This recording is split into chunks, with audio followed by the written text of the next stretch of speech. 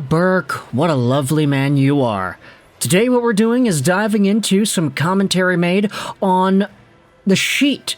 It's Jeff Merrick's new podcast, and I'm pretty sure if y'all have been following the tea leaves, just kind of going with the motions and seeing who has been where and what's happened in the hockey media world.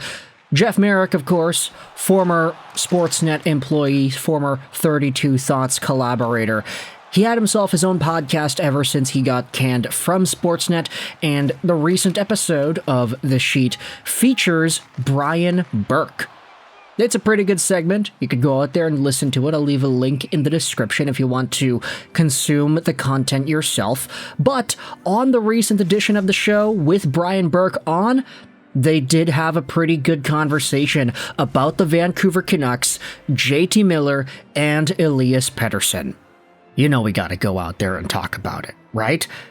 So, to help us out with this entire conversation, we're gonna go over to an article published on CanucksDaily.com by Maverick Mitchell.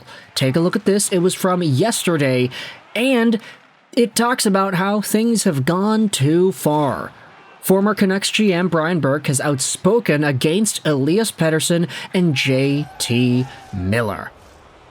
And for anybody who has been following the Canucks for the past few years, obviously you know who Brian Burke is. He is the mastermind that granted the Canucks the Sedin twins back in 1999. He also became a TV analyst on Sportsnet.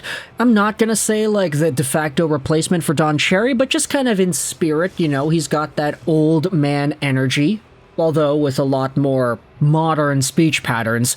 However, you have Brian Burke, who had himself a job back in the NHL. He got himself back onto the NHL scene, which is why he is no longer with the Sportsnet crew.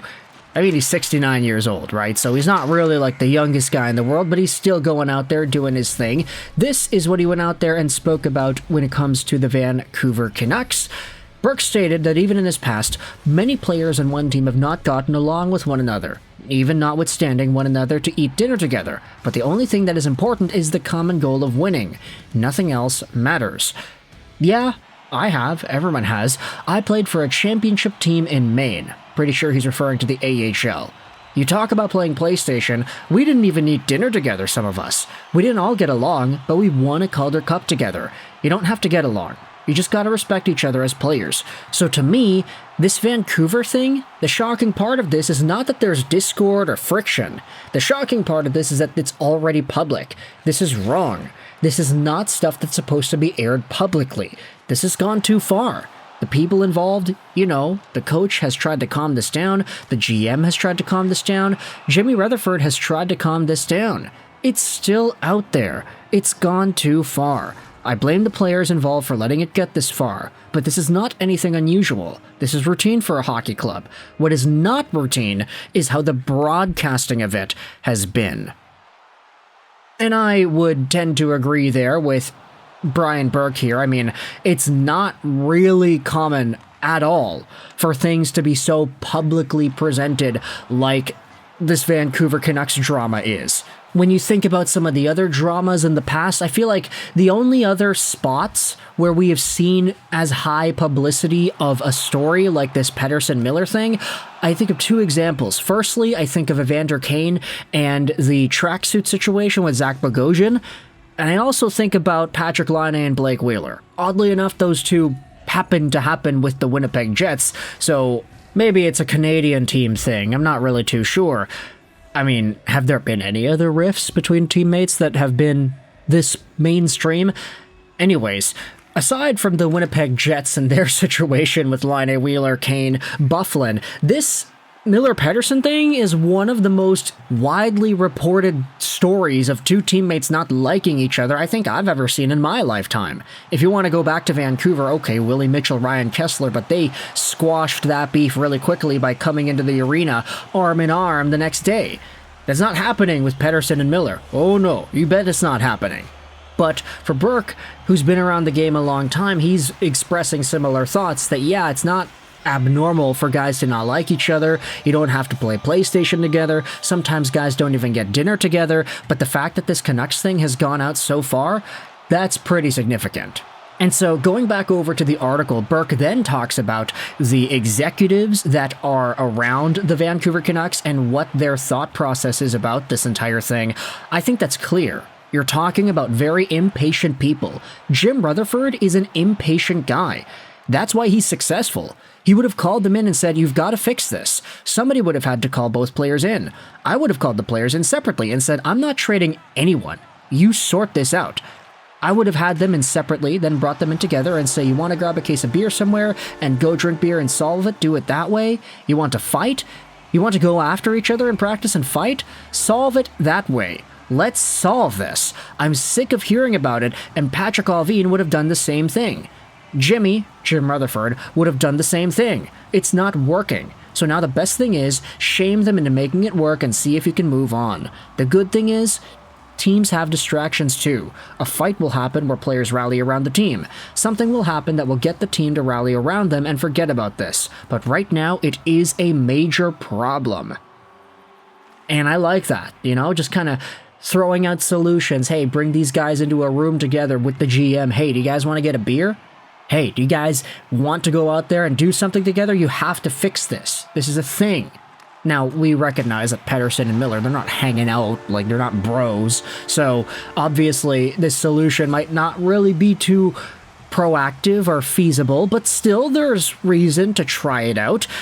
And then the conversation of a trade comes up, whether or not there should be some sort of a move between Pettersson or between Miller. Burke says this, that's a last resort. At some point, it'll come to that. You're talking big contracts on guys, and because of the attention, they are underperforming. You're not going to get full value right now. Elias Pettersson is not going to fight JT Miller to do it. Someone else will have to do it. Someone will have to grab JT after practice and say, I'm sick of this garbage, let's sort it out now. You're too big for this guy. You're too good of a fighter. But I'm not. Let's sort it out that way. That might be what needs to happen. Some trial by combat thing that sorts it out. That might be what happens. You're right. When I played, we would fight to solve this, and it's not a good method of resolving disputes, I know, and I know a lot of people are scratching their heads saying, did he just say they should fight? I remember in my first training camp in Providence, I fought a guy who was a junior, much bigger than I was, tough as nails, had a great fight. We've been friends ever since. The first time I met Paul Holmgren, I fought him. We've been friends ever since. So sometimes that's exactly what you need to do. And it's a very archaic way of thinking about problem solving, but I will not dispute the effects of it.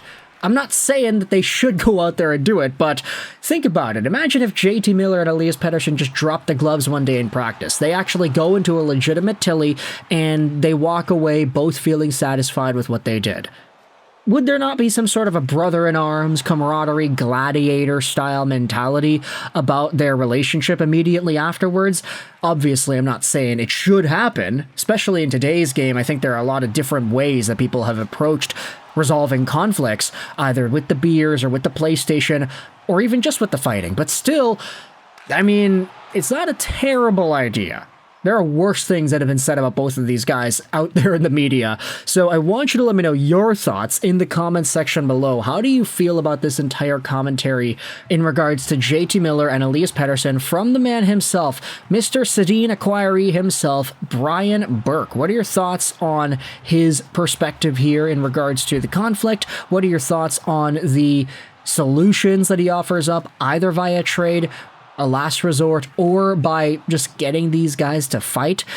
It's a really interesting way to think about these players, but still, it's there, and I wanted to throw it out onto the YouTube channel to get some conversations going. So what are your opinions about Berkey and this entire process? Let me know your thoughts in the comment section below. It's going to be all in there. You know what else is going to be there? The link to Jeff Merrick's podcast. It's going to be in the description on YouTube. So everything will be linked in the description, but for now, let me know your thoughts in the comment section below. What are your opinions about Brian Burke and his thoughts here on the Canucks? I hope you enjoyed this video, and bye.